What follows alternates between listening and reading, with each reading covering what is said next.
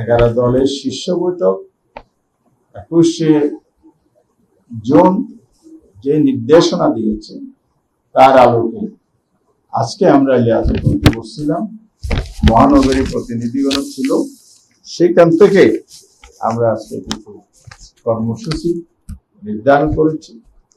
কর্মসূচি 36 দিন জুলাই আন্দোলনের 36 দিনের এই কর্মসূচি হিসাবে আমরা প্রণয়ন করেছি।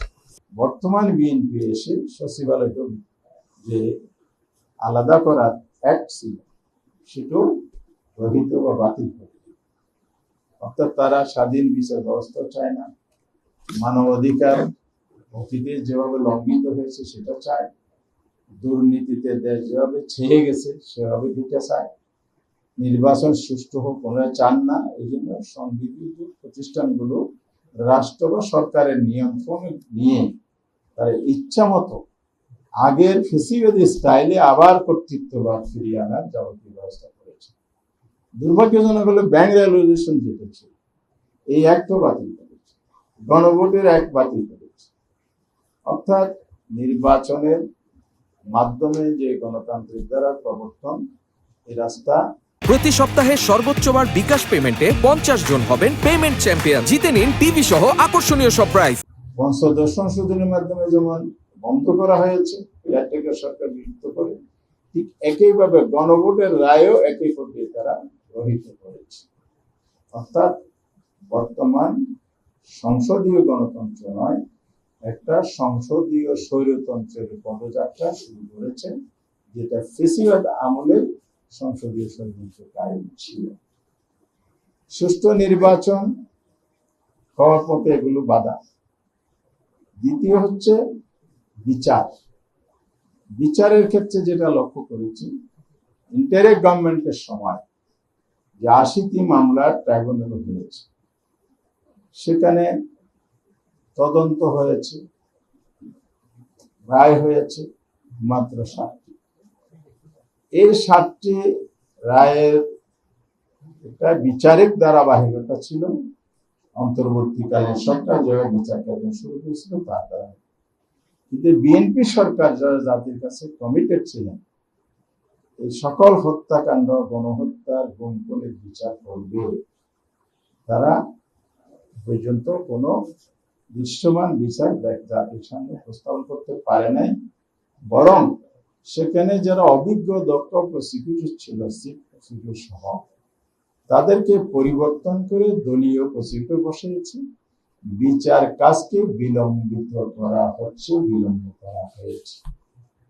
অর্থাৎ এই ফেসিবাদের বিচার, হত্যাকাণ্ডের বিচার, গণহত্যার বিচার করার একটি সরকারের যে দায়িত্বশীল ভূমিকা, আন্তরিকতা, এটা বিএনপির কাছে জনগণ দেখতে পাচ্ছে না। তৃতীয় যেটা সংস্কারের বিষয়ে আমরা অবাক হয়েছি, হতবাক হয়েছে, জাতি বিস্মিত হয়েছে। পার্লামেন্টে দাঁড়িয়ে ওনারা বললেন যে আমরা কি জন্য সংস্কার চেয়েছি, কি জন্য জুলাই সনদ স্বাক্ষর করেছি। আমরা এই জন্যই করেছি যে যাতে সংস্কারের ইস্যু তুলে বিরোধী দল বা 11 দল নির্বাচন না দেয় বা করতে না দেয়, এই জায়গা থেকে নির্বাচনটা আদায় করা যায়। তার জন্য আসলে আমরা এগুলো বলেছি। প্রকৃত অর্থে তারা সংস্কার চায় না, এটাই বোঝাতে চেয়েছি।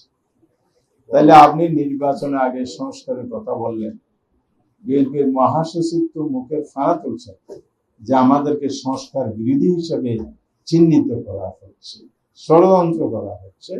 আমরা সংস্কারের পক্ষে। মানে প্রধানমন্ত্রী যিনি আসেন উনিও বলেছেন অক্ষর অক্ষরে, লাইনে লাইনে নেই, এটা বাস্তবায়ন করবেন।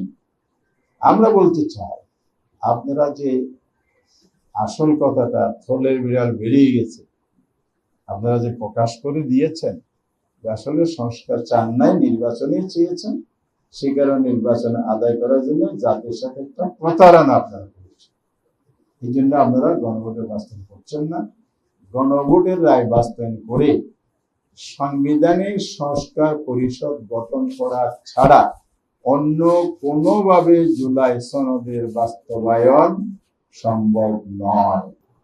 11 দলের শীর্ষ বৈঠক 21শে জুন যে নির্দেশনা দিয়েছে তার আলোকে আজকে আমরা লিয়াজতপুরে বসছিলাম, মহানগরী প্রতিনিধিগণ ছিল, সেখান থেকে আমরা আজকে কিছু কর্মসূচি নির্ধারণ করেছি। কর্মসূচি 36 দিন জুলাই আন্দোলনের 36 দিনের এই কর্মসূচি হিসাবে আমরা প্রণয়ন করেছি। সেই কর্মসূচি এখন আমরা আপনাদের সামনে তুলে ধরছি। এই কর্মসূচির মূল দাবি বা লক্ষ্য হচ্ছে আমরা জুলাই অভ্যুত্থানের পক্ষে জনসচেতনতা বৃদ্ধি, গণভোটের রায় বাস্তবায়নের দাবিটি চলমান আন্দোলনকে জোরদার করা এবং গুম খুন সহ সকল গণহত্যার দ্রুত বিচার। সকল গণহত্যা বলছে 2006 সালের 28 অক্টোবর থেকে 5ই আগস্ট 2024 পর্যন্ত অনেকগুলো গণহত্যা হয়েছে।